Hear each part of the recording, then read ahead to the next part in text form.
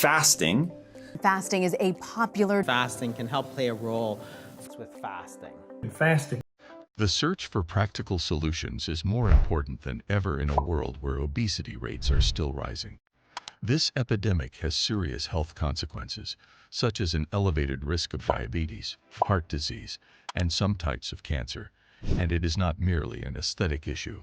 Fasting, and a controversial new weight loss medication that has been making waves in the medical profession, are two potential approaches that have arisen as individuals look for answers.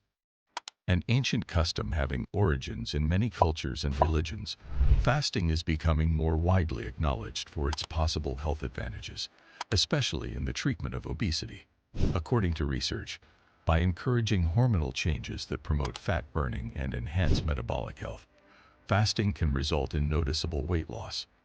However, there are significant issues with its execution and sustainability as more people choose to fast.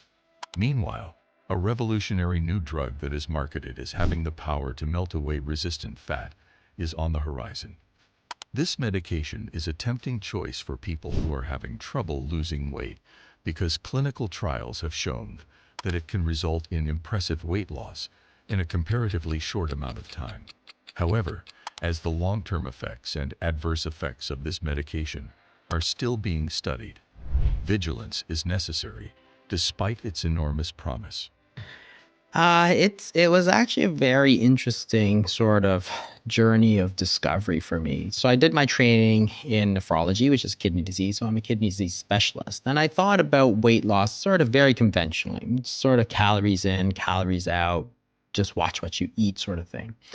And that's what's taught to all doctors, is that it's extremely unhelpful for people. It doesn't work at all. It doesn't work for patients, and it doesn't work for doctors even, right? So doctors who want to lose weight, they don't use calories in, calories out, because it doesn't really work. And we all know this.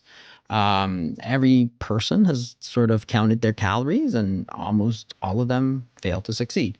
So the whole point was how to get people to lose weight. And so I started to look into the literature, and I started to read about it and so on. I got very, very interested in it. And again, I started to become very unhappy with the discussion. Section 1. Understanding obesity. Understanding what obesity is and why it has become such a major global health concern is essential to setting the stage for our conversation.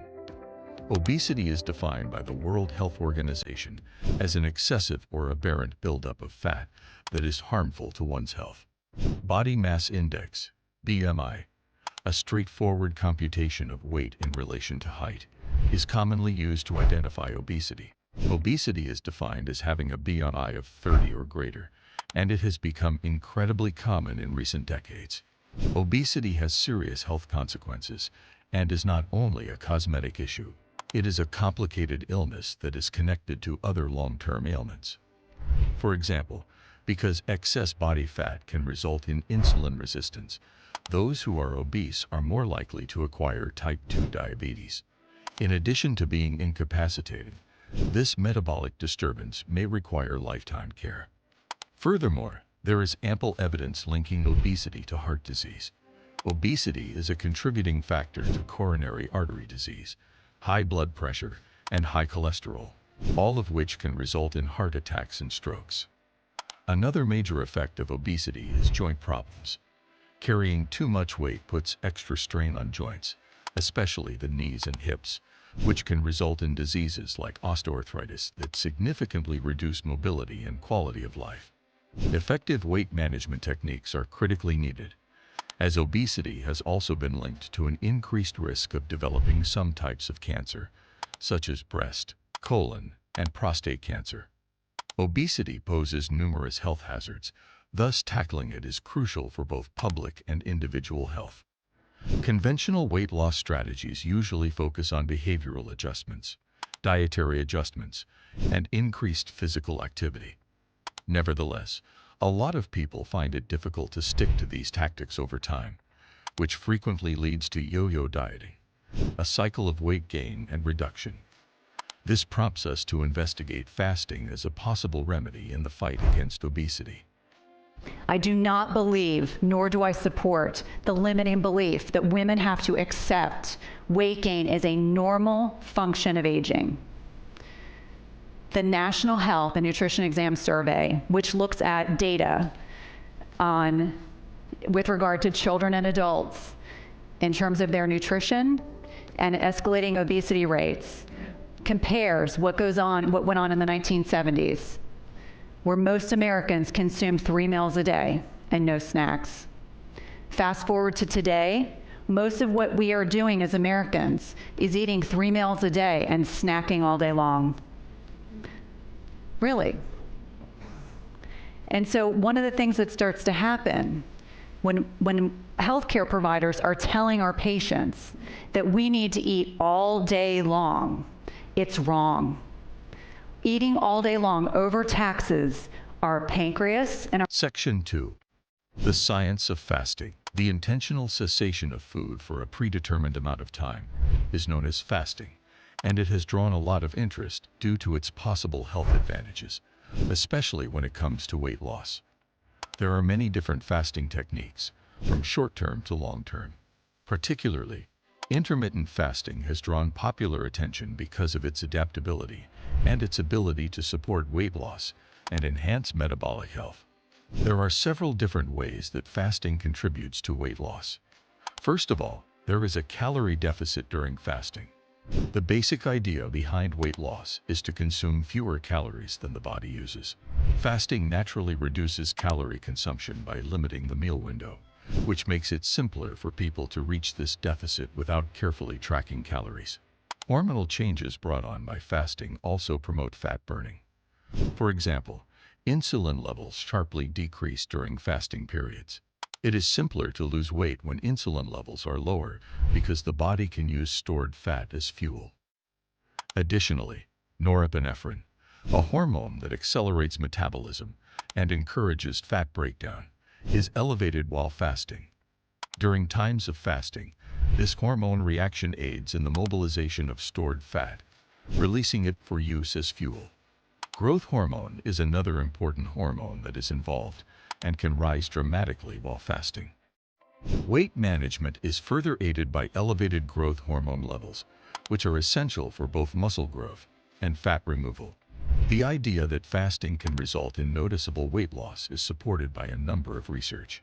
Intermittent fasting participants lost weight on par with those on conventional calorie-restricted diets, according to a seminal study published in the New England Journal of Medicine.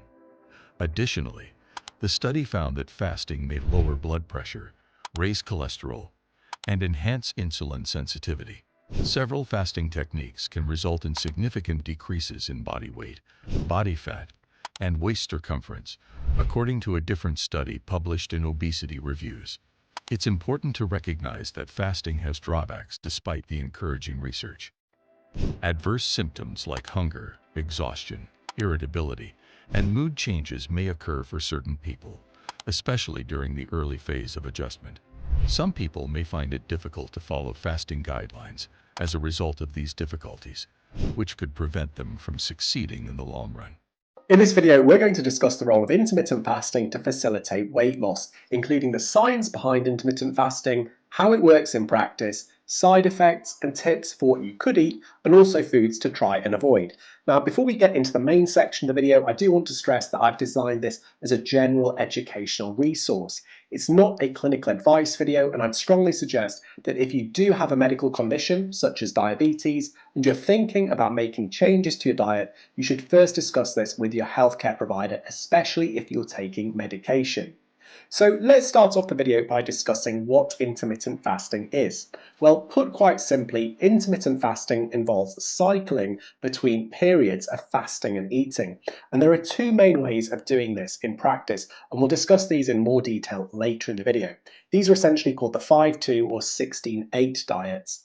We'll discuss the specific science behind intermittent fasting in the next section of the video, but in a nutshell... Section 3. Intermittent fasting methods. Intermittent fasting has become very popular since it offers a variety of methods to suit diverse tastes and lifestyles. The 16/8 strategy, which involves limiting food to an 8-hour window, and fasting for 16 hours is one of the most often used techniques. A person who adheres to this practice might, for instance, have their final meal at 8 p.m. and skip meals until midday the next day. Because it fits in with natural eating habits and is frequently easy to incorporate into regular routines, this approach is appealing. The 5-to-2 diet is another well-liked strategy in which people follow a typical diet 5 days a week and limit their caloric intake to 500 to 600 calories on 2 non-consecutive days. Some people find it simpler to follow the diet with this approach since it promotes calorie restriction while allowing for flexibility. The Eat Stop Eat approach entails a 24-hour fast, once or twice a week for people who prefer longer fasting durations. This implies that a person may decide to forego meals from dinner on one day until supper on the next day, so going an entire day without eating. Over time, this method can result in a significant decrease in caloric intake, although it might be more difficult for people who are not used to prolonged fasts. Another technique that alternates between days of regular eating and days of fasting, or extremely reduced calorie intake, is called alternate day fasting. This method encourages a large calorie deficit, which over time can result in noticeable weight loss. Even though these techniques can help people lose weight, it's important to pay attention to their body and pick a strategy that seems sustainable. Before starting a fasting program, it is best to speak with medical professionals, particularly if you have underlying medical concerns or are using certain drugs. Because obesity is a complex issue, creative and caring solutions are required. Although the new weight loss medication and fasting offer encouraging options, a comprehensive approach that includes lifestyle modifications, personal health, and continued support is ultimately necessary for success. As we continue to address this urgent health concern, the emphasis must continue to be on developing long-term, health-oriented solutions that enable people to reach their weight goals.